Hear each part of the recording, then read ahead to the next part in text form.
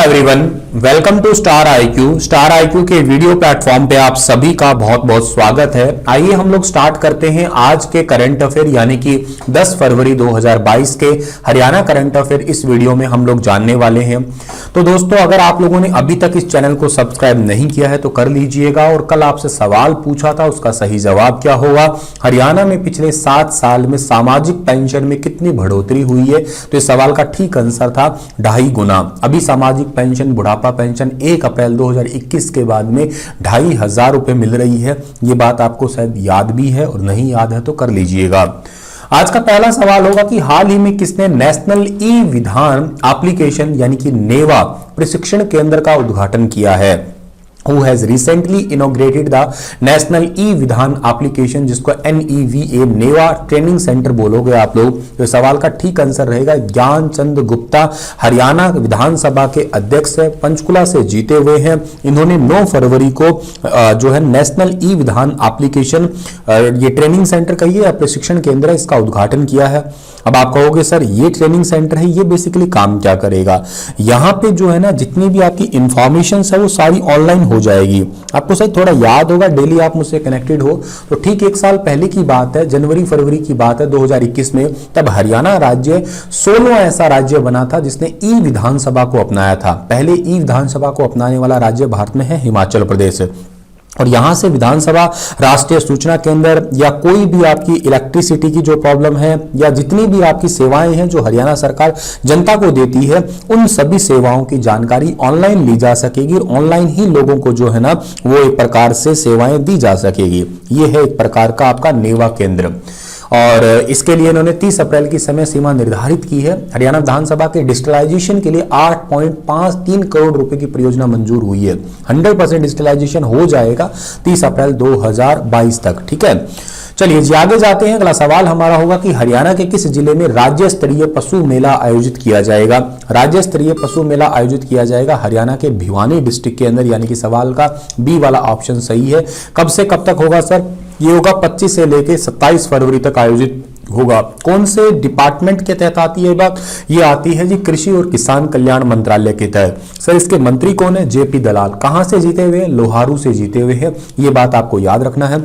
और इसके तहत जो है ना हरियाणा के जितने भी प्रकार के मतलब पशु है वहां पे जो है उनको बेचने खरीदने इससे रिलेटेड एक मोबाइल एप्लीकेशन है जिसका नाम है पशु मोल मोबाइल एप्लीकेशन। अभी रिसेंटली उस मोबाइल एप्लीकेशन के लिए एक बच्चे को राष्ट्रीय बाल पुरस्कार से भी नवाजा गया है, तो उस एप्लीकेशन को भी प्रमोट किया जाएगा।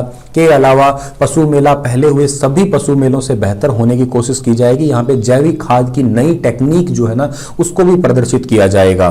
के अलावा कृषि विभाग, बागवानी, मत्स्य, इनकी भी प्रदर्शनी लगाई जाएगी। इससे रिलेटेड जो न्यू टेक्निक्स है उनके बारे में किसानों को थोड़ा जागरूक किया जाएगा, किसानों को बताया जाएगा।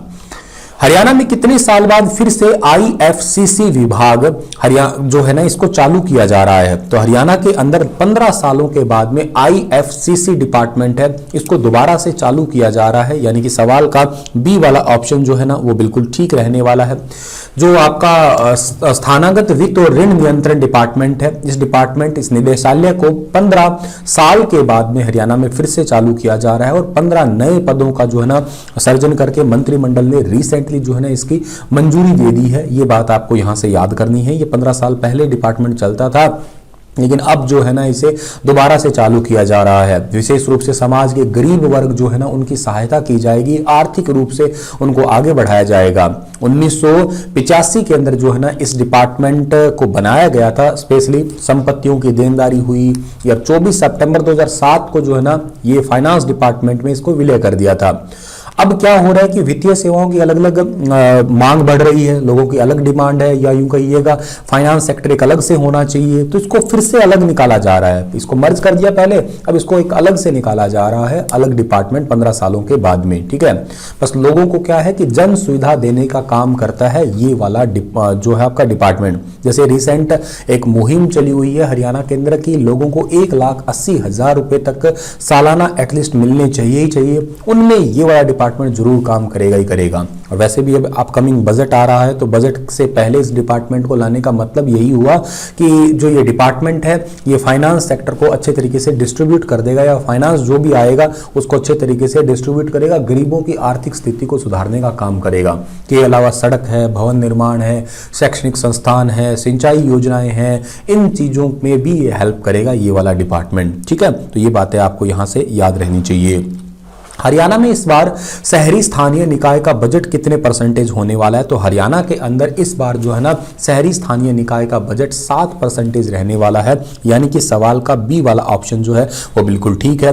देखो जी, शहरी स्थानीय निकाय का बजट 7% होगा और 2% बजट अलग से कम आय वाले स्थानीय निकायों के लिए रखा जाएगा। इसके अलावा स्टाम्प ड्यूटी के रूप में 2% बजट निकायों को मिलता ही है, और बिजली के सरचार्ज के रूप में 2% राशि भी रिजर्व रखी गई है। और बाकी बजट जो आएगा उसके टाइम पे मैं आप लोगों को बहुत अच्छे तरीके से जो है ना इसको एनालाइज जरूर करूंगा। हरियाणा सरकार ने पेपरलेस फेसलेस व्यवस्था स्थापित करने के लिए किस नाम से एक पोर्टल को लॉन्च किया है? तो पेपरलेस और फेसलेस व्यवस्था को स्थापित करने के लिए एक पोर्टल लॉन्च किया है, इसका नाम है EWS पोर्टल, यानी कि सवाल का ए वाला ऑप्शन जो है ना वो बिल्कुल ठीक रहेगा। मुख्यमंत्री जी ने जो है ना इंजीनियर वर्क्स पोर्टल जो है इसी के तहत आपका एक पेपरलेस फेसलेस, मतलब सर इसका क्या हुआ, सारा काम ऑनलाइन होगा, ई बिल होंगे सारे के सारे, जितने भी डिपार्टमेंट के ऑफलाइन बिल नहीं होंगे, ऑनलाइन ही बिल होंगे। कोई भी डिपार्टमेंट हो, चाहे निगम है, बोर्ड है, इन सभी को जो है ना 10 फरवरी 2022 से हरियाणा इंजीनियरिंग वर्क्स पोर्टल पर जो है ना वो गतिविधियां स्टार्ट कर दी गई है। कौन कौन से डिपार्टमेंट ऐड किए जाएंगे, जैसे कि सिंचाई वाला इरिगेशन डिपार्टमेंट है, PWD है, स्वास्थ्य विभाग है, शहरी स्थानीय निकाय है, पंचायत डिपार्टमेंट है, पुलिस विभाग है, पर्यटन विभाग है, हाउसिंग बोर्ड डेवलपमेंट डिपार्टमेंट है, ठीक है, और आपके बिजली के जितने भी डिपार्टमेंट है, सिविल इंजीनियरिंग के जितने भी डिपार्टमेंट है, उन सभी को पेपरलेस फेसलेस के तहत एड ऑन कर दिया जाएगा EWS पोर्टल के तहत ही। तो ये बात आपको यहां से याद रखनी है। अगला सवाल है कि हाल ही में किसने हरियाणा के हर गांव की प्रत्येक गली का सर्वे करने का फैसला किया है? तो ये जो है ना रिसेंटली दुष्यंत चौटाला जी ने जो है ना घोषणा की है कि हरियाणा के हर गांव की हर एक गली का सर्वे किया जाएगा। अच्छा सर, सर्वे तो किया जाएगा, ये तो बात ठीक है, लेकिन ये सर्वे किस लिए किया जाएगा? ताकि हर गलियों में हड़प्पा सभ्यता जैसी पानी की निकासी हो सके, ड्रेनेज जो सिस्टम है ना, ड्रेन सिस्टम, वो अच्छा हो सके जैसे हड़प्पा सभ्यता में हुआ करता था।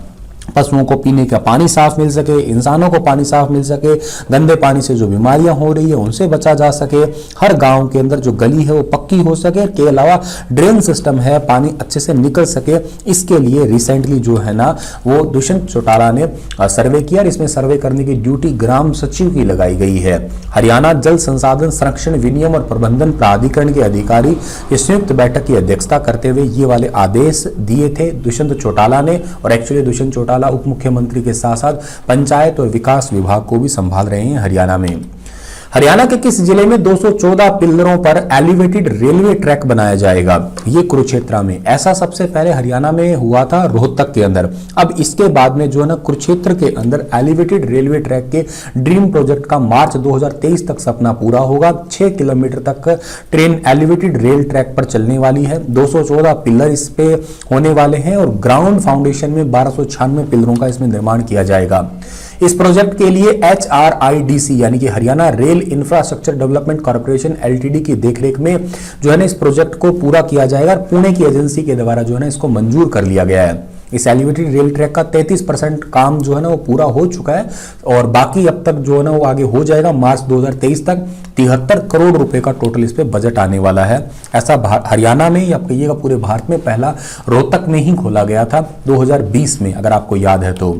चलिए, इसी के साथ ये लेक्चर समाप्त होता है, और आपके लिए सवाल है कि हाल ही में किसने देश के पहले GST कोर्स पोर्टल का शुभारंभ किया है? बताइए इसके बारे में विस्तार से। कल फिर हाजिर होता हूं लेटेस्ट अपडेट के साथ में, तब तक अपना ख्याल रखिएगा। रात को 9 बजे साइंस का आज लेक्चर है, उसको जरूर देखिएगा, बहुत ही इंटरेस्टिंग क्लास होने वाली है। धन्यवाद।